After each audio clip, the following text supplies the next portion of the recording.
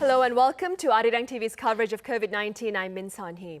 97% of the new cases of the virus since the start of the month June have been confirmed here in the metropolitan region. Accordingly, in today's studio session, we take a look at this latest disturbing trend as health officials work around the clock to contain it. But first, here are the headlines with our Kwon So-ah and Noaram. Welcome. Hello.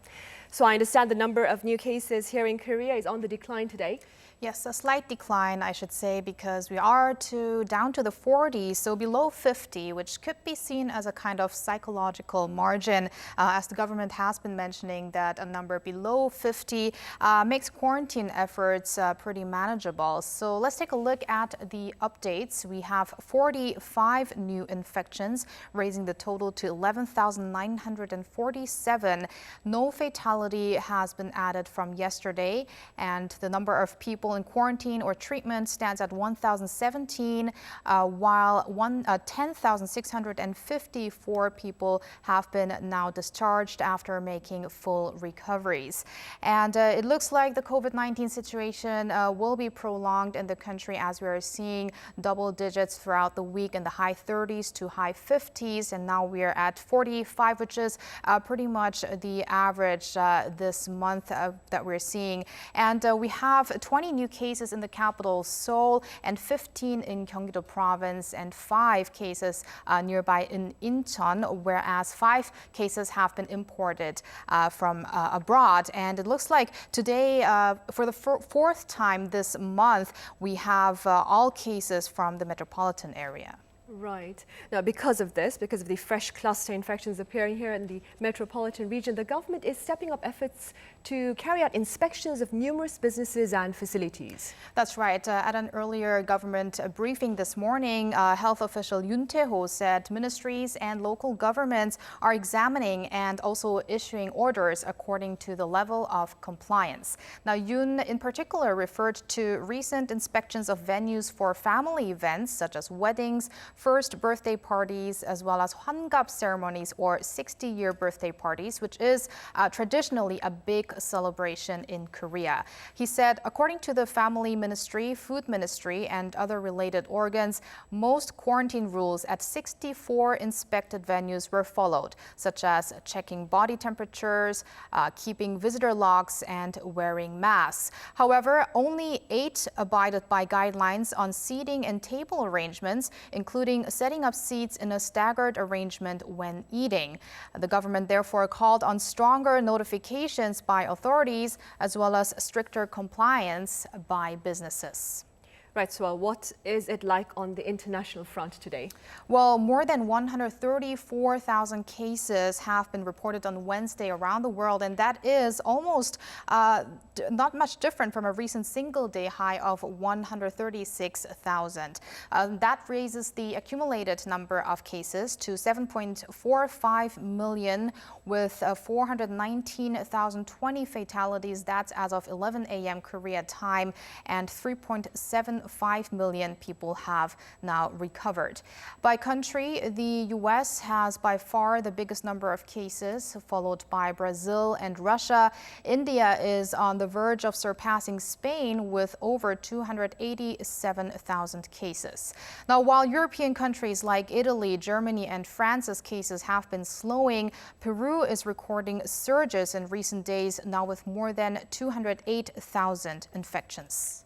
Going back to the U.S., I hear there's been an uptick in cases following its easing of lockdowns. Yes, at least 21 states in the U.S. have been reporting rising caseloads on Wednesday, along with an alarming increase in hospitalizations in several states.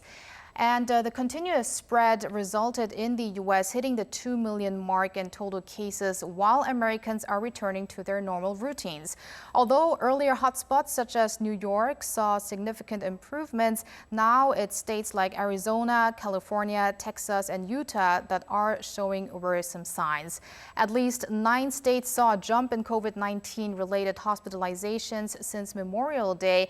And another concern is the rising number of patients who require the aid of ventilators.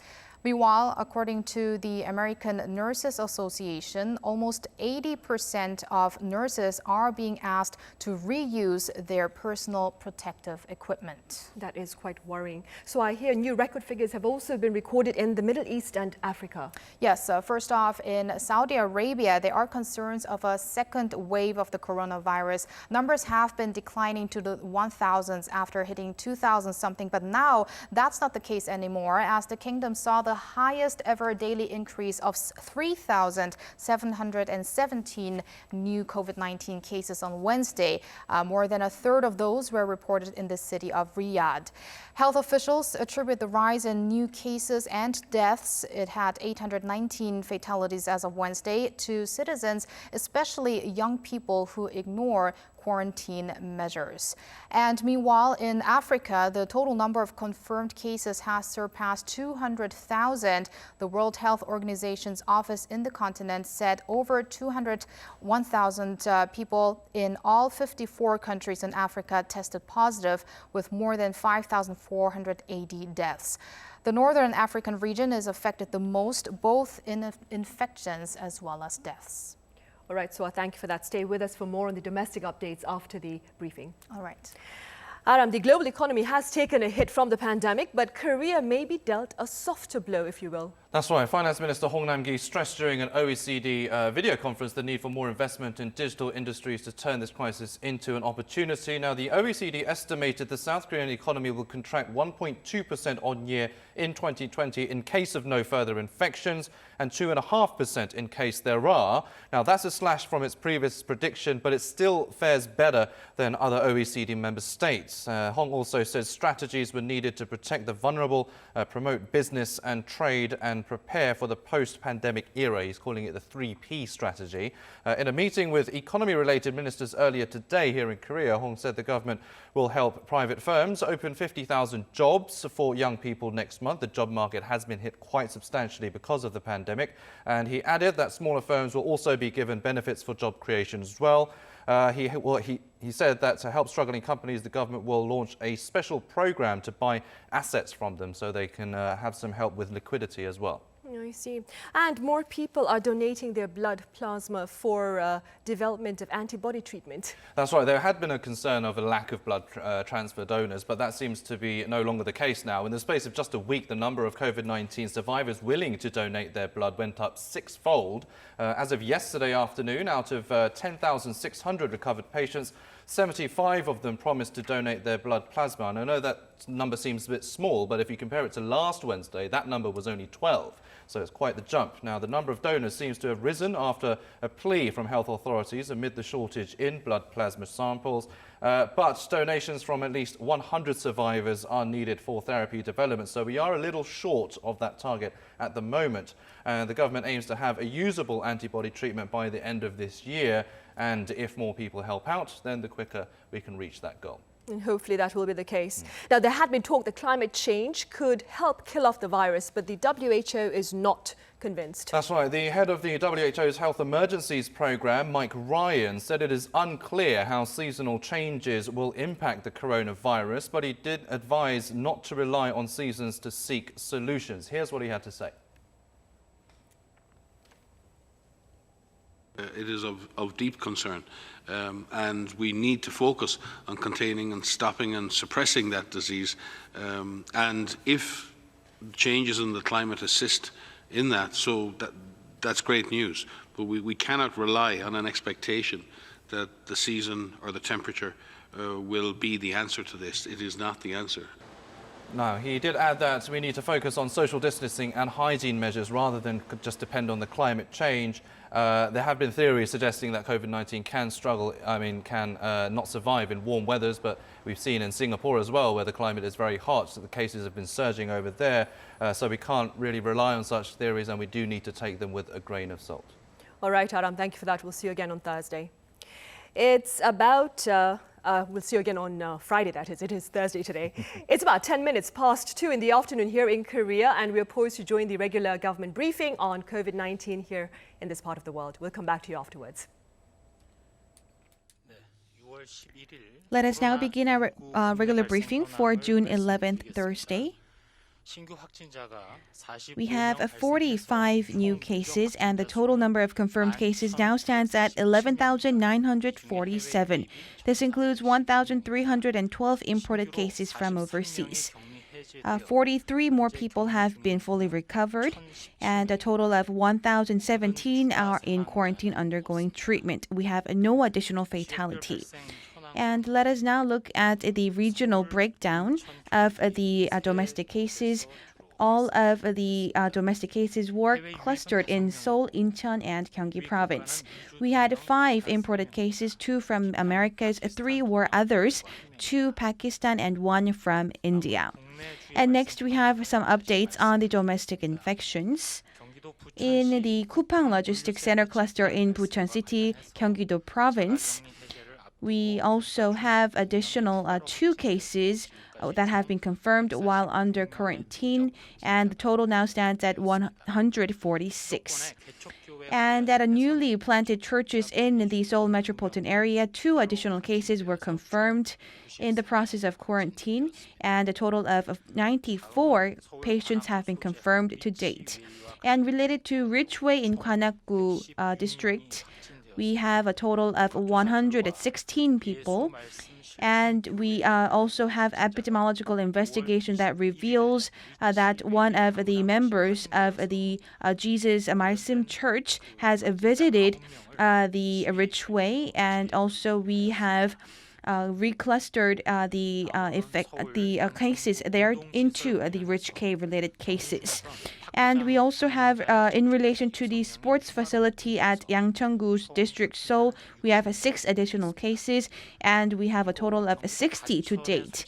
And in Gyeonggi-do province, Gwacheon City, we have the Defense Security Support Command, where we have 2 additional cases of the family members, and a total of 7 have been confirmed to date.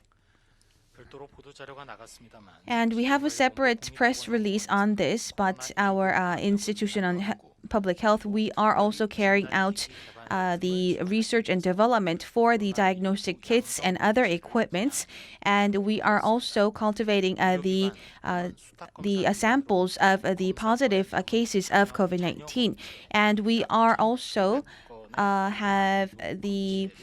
we have accumulated about 1,700 of these samples from those that have been left over from the diagnostic testings, and we will be continue to carry out the cultivation testings.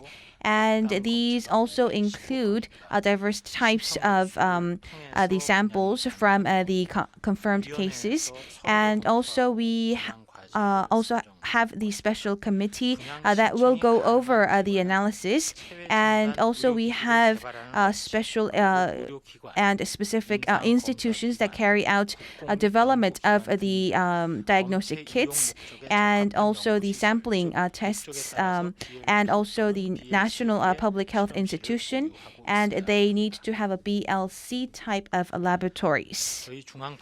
And the KCDC, we currently have difficulty in identifying the exact features of COVID-19, and there are some cases with asymptomatic patients, and there are also many cases where the symptoms are also shown at a very later stage of infection. So we ask for the public's vigilance going forward, and please remember that the COVID-19 can spread at any venue under a crowded, confined, and close contact environment.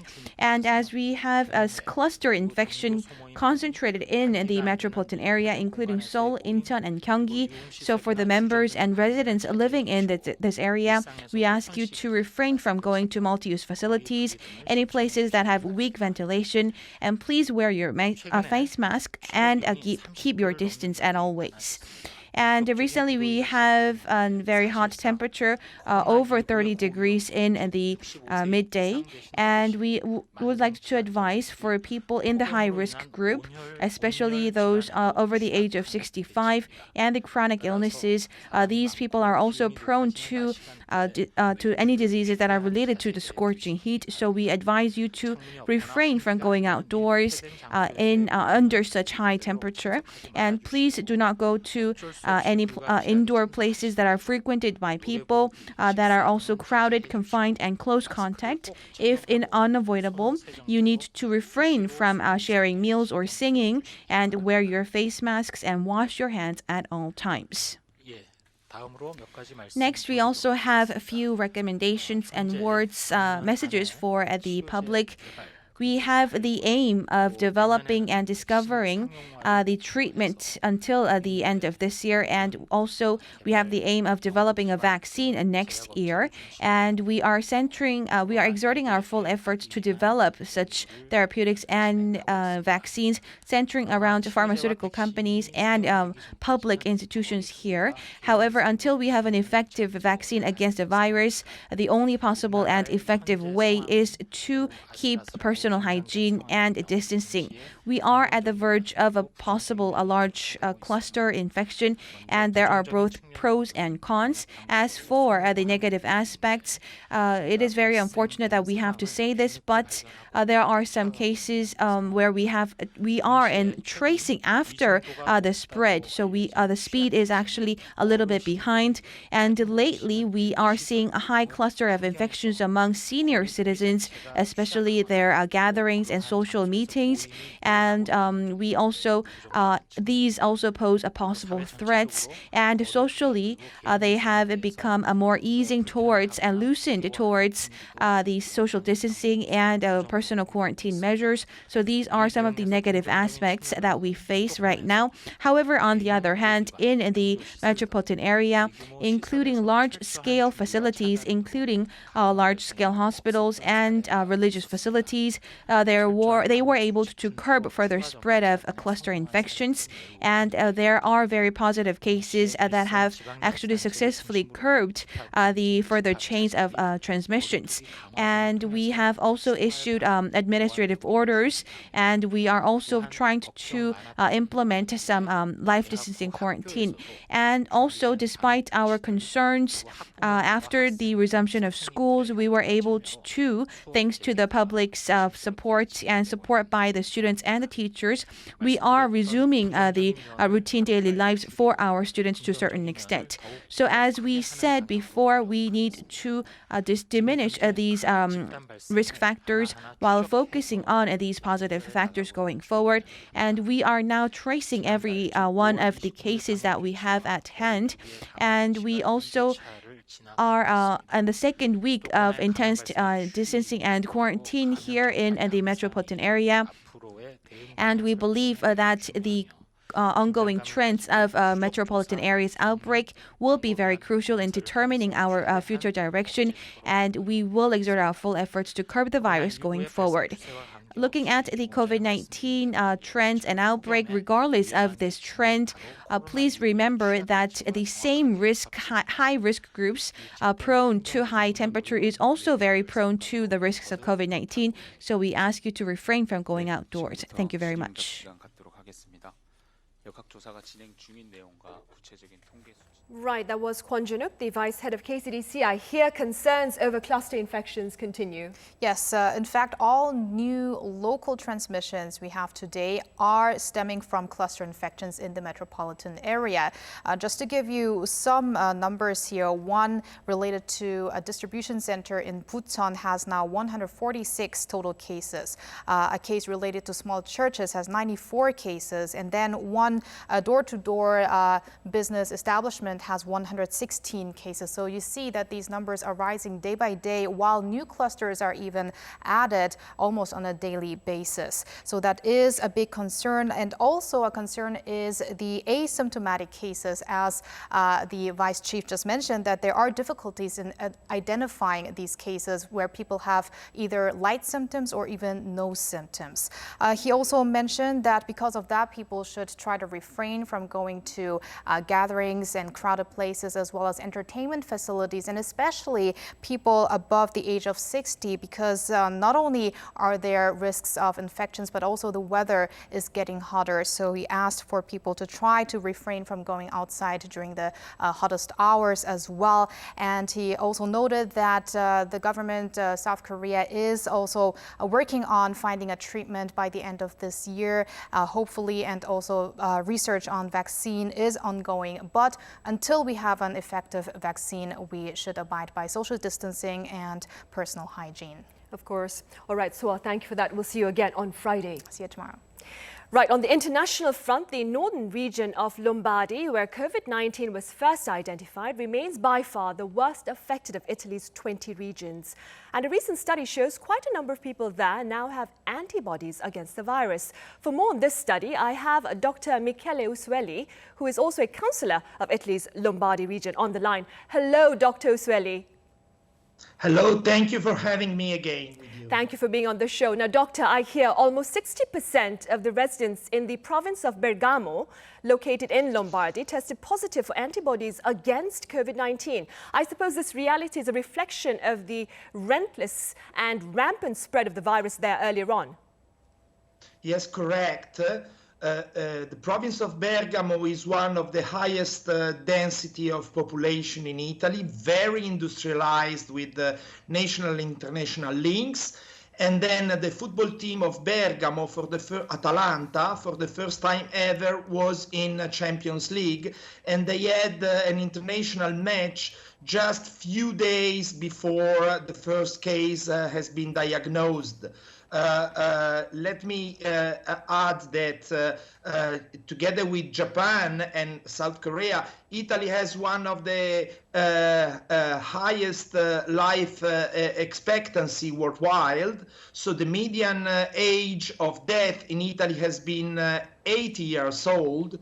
Most of the youngs and adults had the virus in a mild form.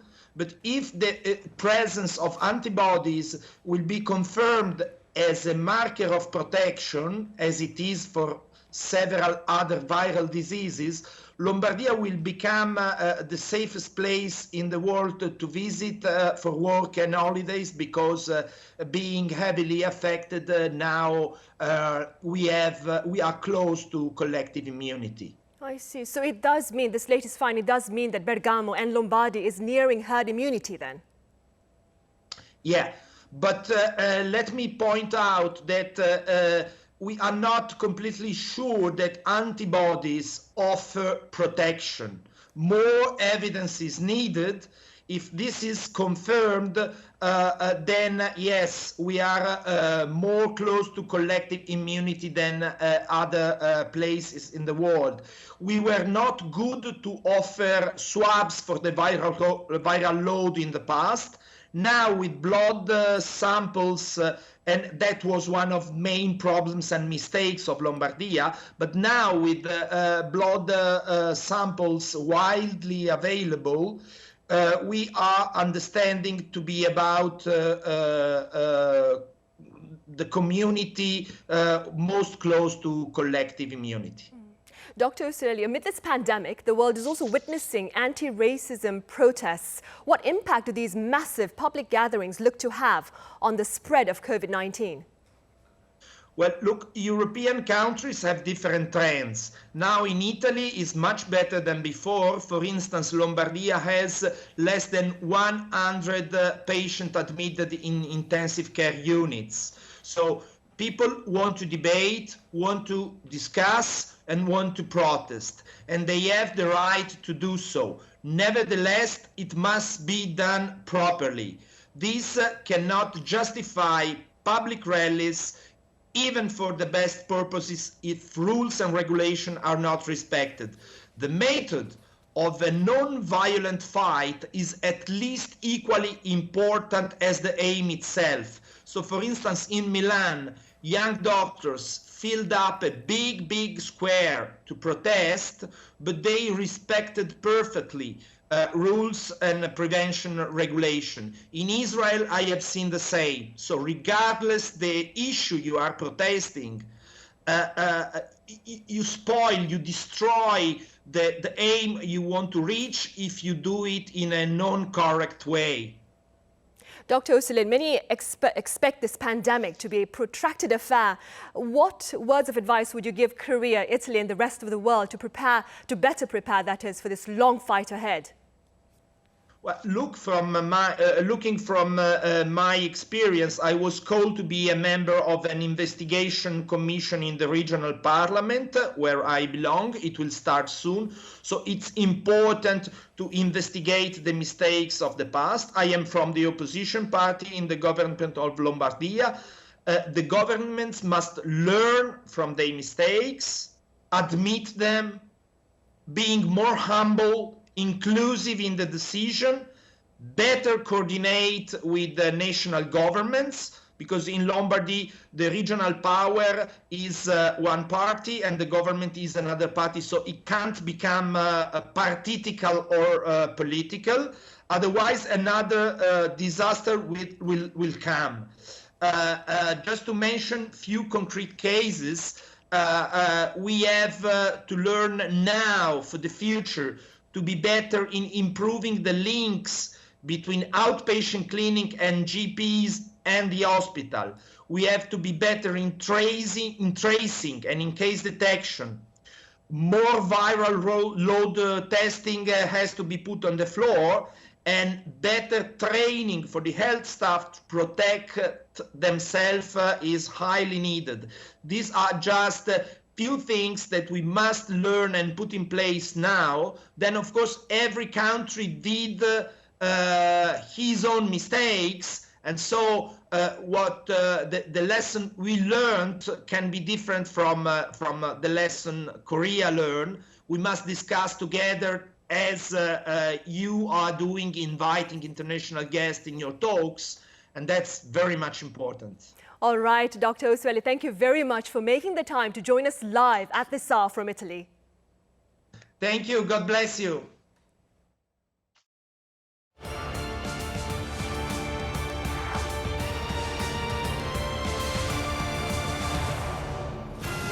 More than 136,000 cases of COVID-19 were reported as of June 7th. This is the highest number of confirmed cases in a day. Europe saw an explosive number of confirmed cases earlier this year, but the situation has slowly stabilized in recent days.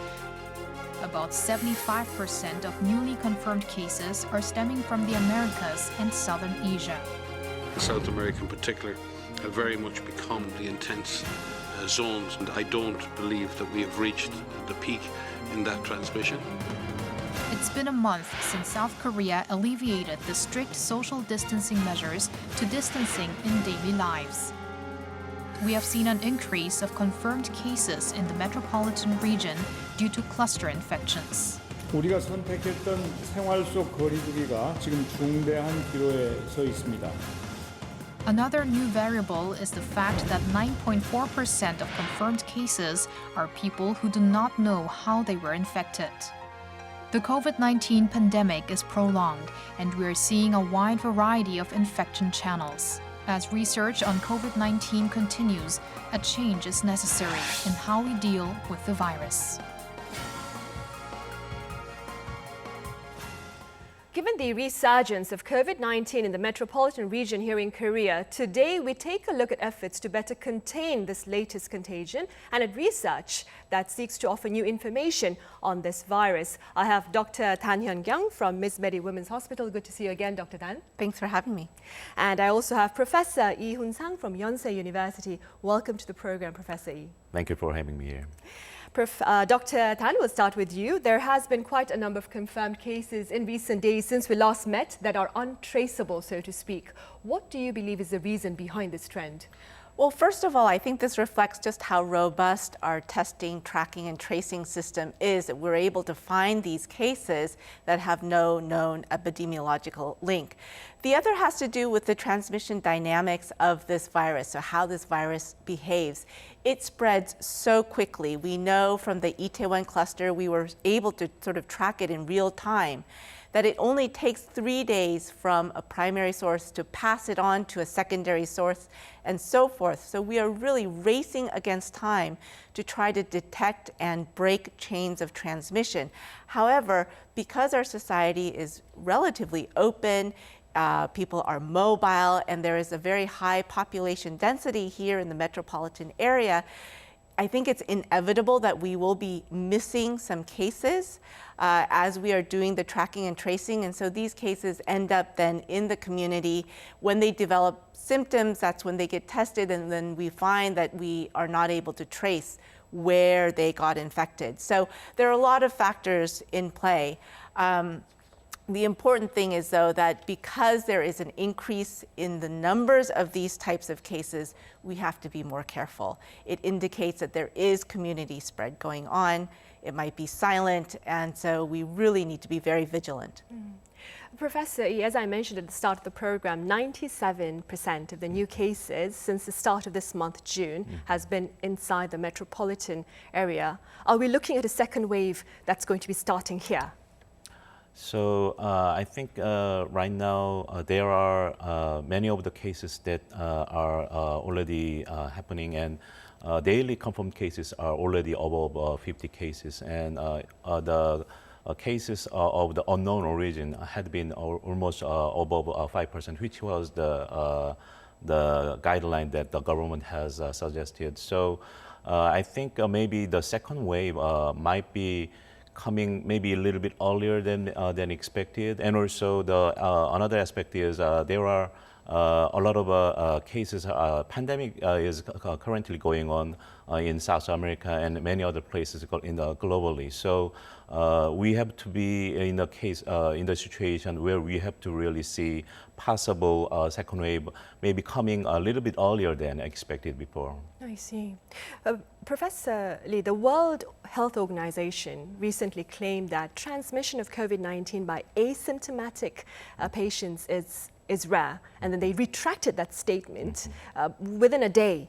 What is the current known truth, if you will, of transmission by asymptomatic carriers of COVID-19? So I think the comments from the WHO, or the Health Organization, was based on, I think it was just comments based on some of the data from a couple of the studies. So based on their studies, which was about 3 studies, maybe that was the case. But right now, what had been reported by US researchers, about 25% to 45% of the cases are having almost no symptoms. And also about 40, according to the US CDC, 40% of the transmission happens before symptoms appears. And also it had been known that even before 24 hours to 48 hours before symptom appears, transmission can happen. So according to this situation, I think asymptomatic transmission can be possible, even though obviously transmission possibilities will be happening much in higher rate if the patients are having obvious symptoms. But I think we cannot really rule out asymptomatic spread. So I think we should be still careful about the asymptomatic cases. I see. Dr. Tan, researchers also believe that there are 4 health issues that can aggravate COVID-19.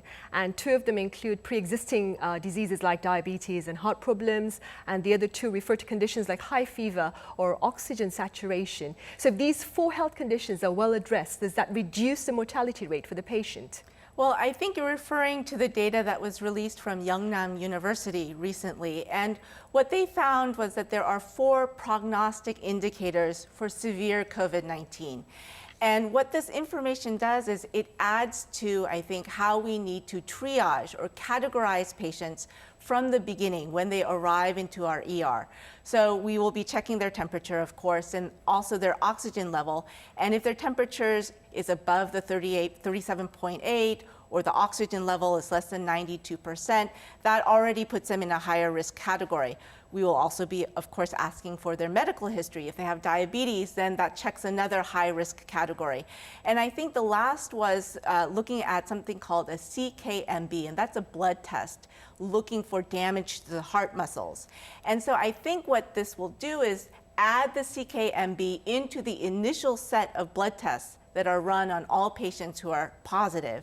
And if patients have 3 out of these 4 positive, then they are going to be placed in a higher acuity medical setting that can really monitor them very carefully, because they are now known to be at higher risk for developing severe COVID-19. So this adds another layer of our understanding of the disease. And also, I think it informs people, as you said, if you already have diabetes or if you already have heart disease, you need to be especially careful to do the social distancing, the wearing of masks, and very stringent hand hygiene, because as we just mentioned, it's in the community and you don't want to go to crowded places.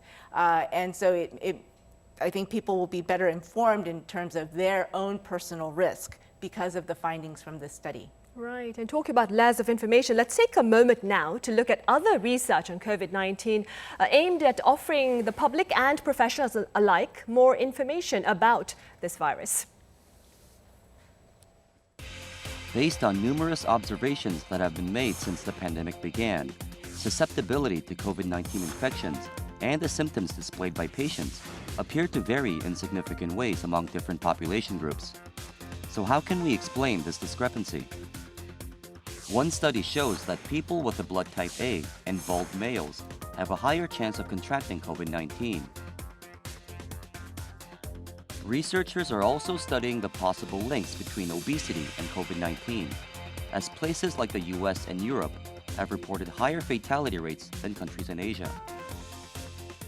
Normally, coronaviruses become much less contagious when the temperatures get warmer. But experts warn that they do not yet know if this new virus, COVID-19, is affected by weather conditions. A team of researchers in the Netherlands say the world could see a resurgence in COVID-19 cases as spring pollen concentrations begin to subside. There are also forecasts that the COVID-19 pandemic could return with the arrival of the autumn season.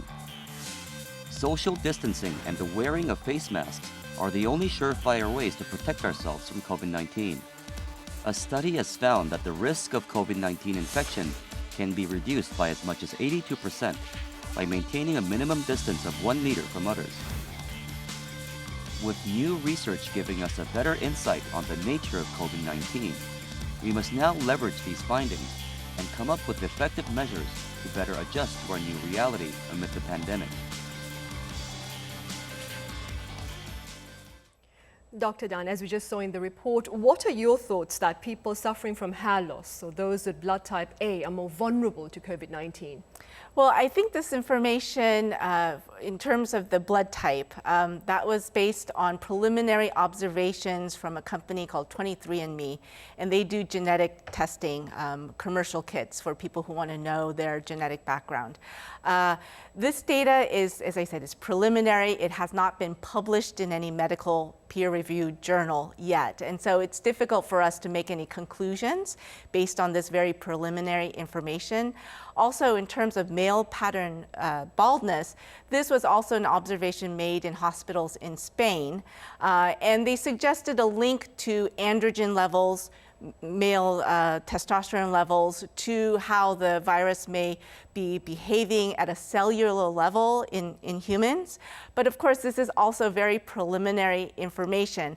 I think it's interesting. However, it should not distract us from concentrating on sort of the known risk factors here in Korea, especially because we know in Korea about 40% of our cases are male, so it's not the majority, it's actually the minority of the cases are male. However, the majority of the cases of the fatalities are male. So we have to take this into account. The known risk factors are if you are not practicing physical distancing, if you are not washing your hands regularly, if you are in a very crowded environment that is not being cleaned and disinfected. These are known risk factors, and I think we should concentrate on these have these other, have this other information in the back of our minds in terms of research, but that's not where our concentration should be. Professor E, Cambridge University, meanwhile, points out that 1 out of 3.5 million children between the ages of 5 and 14 died from COVID-19. Now, just for the sake of perspective, I might add that number, it's apparently lower than that of being struck by lightning. What is the reason behind the low mortality rate among children, do you think? So among children, since they are young, the immunologic system in the body is in the earlier in the formation. So maybe the immune reaction may not be severe. So the symptomatic manifestation might be lesser than others. So in the process, maybe the causality of having the mortality might be lower. But I think we should still remember that many of the children are taken care by their grandparents, so that even though they might not have a higher mortality, having them to be infected may spread the disease. So still, I think there's something that we have to watch for. And another aspect that we have to think is in terms of the developing countries, because in the developing countries, even though in their the situation, the health situation is different, and many of them are malnourished. There are a higher rate of the malaria and HIV. So maybe the situation may become different cases. So that's something that also we have to keep in mind as well. Right. Professor, is there a correlation between COVID-19 and the weather? I mean, earlier on we had our Noaram talk about the WHO not being very convinced about that. What are your thoughts? Is there a relationship between this virus and the weather? So earlier in the COVID-19 pandemic, there had been some wishful thinking or possibly expectation that maybe just like it happened with SARS, as the weather becomes warmer, the transmission may decrease, maybe the viral activity may decrease. That may be happening because of some of the viral nature of the coronavirus. But what we are seeing right now in the development is that we are seeing very high rise of the prevalence and incidence in South America, especially in Brazil, which is now having the highest death happening. Also, we are happening the COVID-19 being spread in South Africa, and also in India and Bangladesh and Pakistan, also in the Southeast Asian region, which is very hot and humid region, the cases are actually rising. So I think at this moment, weather condition is not something that we can really rely on, and I think maybe we can safely say that regardless of the weather condition or the temperature condition, I think we have to expect that the COVID-19 transmission may happen. Dr. Tan, those who recover from COVID-19, I understand, develop antibodies against the virus. What are the chances of being reinfected after you're fully recovered from the virus? Well, the bottom line answer to that is we don't know. I mean, this is a brand new disease. We have at most 6 months of data on how this disease behaves in humans. But given what we know from our PCR conversion cases here in Korea, these are the cases that tested positive, then negative, and then tested PCR positive again, we were able to conclude that they were not reinfected cases, they were not reactivation cases. So that bit of information lets us know that most likely reinfection in the short term is less likely. In terms of what we know about reinfection for other coronaviruses, such as SARS or MERS, it does appear that antibodies, neutralizing antibodies, stay in our system for anywhere from 1 to 3 years. However, it does depend on the severity of the initial illness. So people who were severely ill with MERS had neutralizing antibodies for a longer period of time. This makes us a little bit nervous because, of course, 80% of the positive cases of COVID-19 have mild to moderate illness. So it suggests that perhaps even if they develop neutralizing antibodies, that they won't stay in the system or for a long time, or the titers might not be that high. So it's something that we don't have the exact answer to, but we do need to research further. In terms of convalescent plasma, this is something that we're looking at that's related to antibodies. The jury is still out in terms of are they useful or not? Just last week, we had a study published in JAMA, which is a very well-respected medical journal, that showed in China that convalescent plasma maybe was not helpful in preventing death and in decreasing the length of hospital stay. So even though we are hopeful that convalescent plasma will work, the jury is still out and the research is still ongoing. I see. And speaking of research still ongoing, we have these breathable masks that are out in the market. They're sold online, of course. Very difficult to get them, though. And they're thinner and they're less tight-fitting. But are they effective in protecting the wearer from COVID-19, do you think? Right. So these are the KFAD anti-droplet masks that you are referring to. In terms of the purpose of preventing the wearer, they are water resistant, and so in terms of blocking the respiratory droplets that are coated in fluid, they will have some degree of effectiveness, but in terms of preventing against very small viral particles, they were not made for that purpose. And so in terms of a medical setting where aerosols could be generated, they should not be worn in that kind of setting. But for the general public, I think that they will be effective, better than nothing. And in the hot, humid weather that's coming up, they will probably be more tolerable to wear compared to the more tighter fitting, heavier, thicker masks. Right, definitely. Professor, my final question I'll give to you. I gave the same question to Dr. Usueli earlier on. We are expecting this pandemic to be a protracted affair, of course. What can we better do to better prepare for this long fight ahead? A very brief answer, please, for that. So I think the answer is as usual, keeping the safe distance of 1 meter. As the Lancet article says, it can reduce the transmission possibility of 82%, and even in the medical setting, wearing the mask can reduce the transmissibility about 85%. So I think in general, living condition, I think we should keep the safe distance. Wearing the mask, it will be still important, and washing the hands and all the precaution that the government had been advising the general public should be kept. So also another aspect is as the season gets hotter, there will be a lot of water park opening, and there will be many of the area and spaces where keeping the safe distance can be difficult. But maybe for some of the foreseeable time, maybe it will be advisable to avoid those spaces. All right, Professor E, thank you very much for your thoughts. And Dr. Dan, as always, thank you for being with us. Thank you. Right, that's all we have for this edition of COVID-19. Do join us again tomorrow at this hour as we delve into efforts by Korea's biohealth industry as it prepares for the post-pandemic era. In the meantime, Arirang TV welcomes your thoughts and inquiries via our social media accounts or homepage, arirang.com. Thank you for being with us.